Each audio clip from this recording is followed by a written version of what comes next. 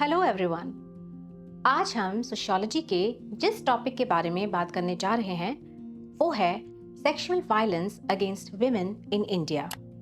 Marital rape का issue recently news में था क्योंकि छत्तीसगढ़ हाई कोर्ट ने फरवरी 2025 में एक जजमेंट दी थी जो कि मैरिटल रेप से रिलेटेड थी। तो मैरिटल रेप क्या होता है? जब एक मैरिड रिलेशनशिप में एक वाइफ का फोर्सिबल सेक्स होता है, मतलब उसकी कंसेंट के बिना सेक्स होता है, उसे मैरिटल रेप कहते हैं या फिर उसे नॉन कंसेंशुअल सेक्स कहते हैं। इस केस में, जिसको Gorakhnath Sharma versus state of Chhattisgarh case भी कहा जा रहा है, हस्बैंड द्वारा फोर्सिबल सेक्स किए जाने से वाइफ की डेथ हो गई थी 2017 में। जब ये केस सेशंस कोर्ट में गया था, तब सेशंस कोर्ट ने हस्बैंड को दोषी या कन्विक्ट डिक्लेयर कर दिया था। इंडियन पेनल कोड की 3 धाराएं या सेक्शंस के बेसिस पे हस्बैंड को कन्विक्ट कर दिया गया था। ये सेक्शंस हैं section 304 culpable homicide not amounting to murder, section 375 rape, section 377 unnatural sex. लेकिन जब ये केस छत्तीसगढ़ हाई कोर्ट में गया, तब हाई कोर्ट ने अप्लाई कर दिया एक्सेप्शन 2 टू सेक्शन 375 आईपीसी, जिसे मैरिटल रेप एक्सेप्शन भी कहा जाता है।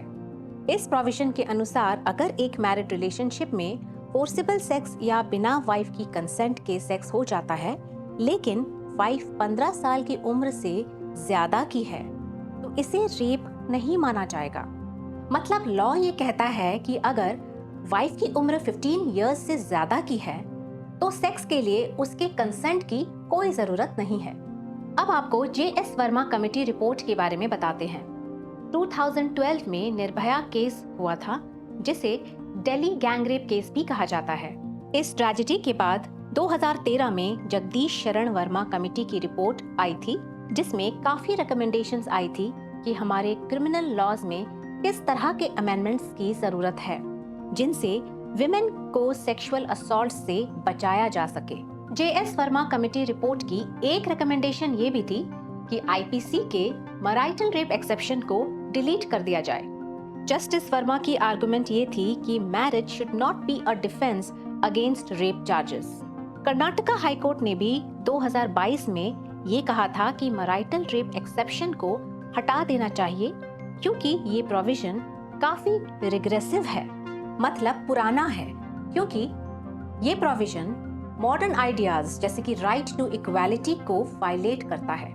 आईपीसी या इंडियन पेनल कोड 1860 में बना था, लेकिन भारतीय न्याय संहिता या इंडियन जस्टिस कोड आईपीसी को रिप्लेस करते हुए 2024 में अप्लाई हुआ है, मतलब रिसेंटली अप्लाई हुआ है।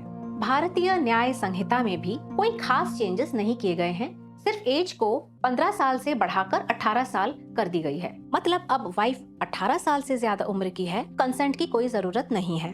छत्तीसगढ़ हाई कोर्ट ने हस्बैंड को सेक्शन 377 से भी इम्यूनिटी दे दी, ये कह के कि मैरिड रिलेशनशिप में अननेचुरल सेक्स को ऑफेंस नहीं माना जाएगा। क्या आपको पता है कि सुप्रीम कोर्ट में बहुत सारे पिटिशंस फाइल हुए हैं कि मैरिटल रेप एक्सेप्शन को स्ट्राइक डाउन कर देना चाहिए और मैरिटल रेप को क्रिमिनलाइज कर देना चाहिए। रिसेंटली यूनियन गवर्नमेंट ने सुप्रीम कोर्ट को एक एफिडेविट भेजा है कि मैरिटल रेप को क्राइम नहीं घोषित करना चाहिए, क्योंकि ऐसा करने से सोसाइटी में मैरिज की वैल्यू कम हो जाएगी।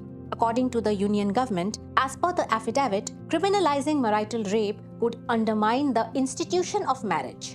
नेशनल फैमिली हेल्थ सर्वे के अनुसार हमारे देश की 32% मैरिड महिलाएं, जो कि 18 से 29 साल के बीच की हैं, अपने हस्बैंड्स द्वारा किए गए फिजिकल, सेक्सुअल या इमोशनल वायलेंस को फेस करती हैं। हमारे कॉन्स्टिट्यूशन में इतने सारे प्रोविजंस बने हुए हैं, right to life, liberty, equality, dignity. इन सभी प्रोविजंस को एक मैरिड वुमेन को सेक्सुअल वायलेंस से प्रोटेक्ट करने के लिए अप्लाई करने चाहिए। आज हो सकता है हमारे देश के लॉज वैसे नहीं बने हैं, लेकिन जैसा कि हमने आपको कुछ देर पहले बताया था, बहुत सारे पेटिशंस फाइल हुए हैं सुप्रीम कोर्ट में कि इस लॉ को चेंज किया जाए। इसका मतलब है कि civil society, NGOs, foreign nations के लॉज का इन्फ्लुएंस, मॉडर्नाइजेशन की प्रोसेस, इन सभी का से प्रभावित होके हमारी पार्लियामेंट और हमारी जुडिशरी भी आज नहीं तो कल कुछ चेंजेस जरूर लेके आएंगे। लॉज धीरे धीरे इवॉल्व होते हैं टाइम के साथ और लोगों के माइंडसेट के साथ। आज का हमारा ये topic sexual violence against women in India पे आपको कैसा लगा, ये आप कमेंट सेक्शन में जाके हमें जरूर बताएं।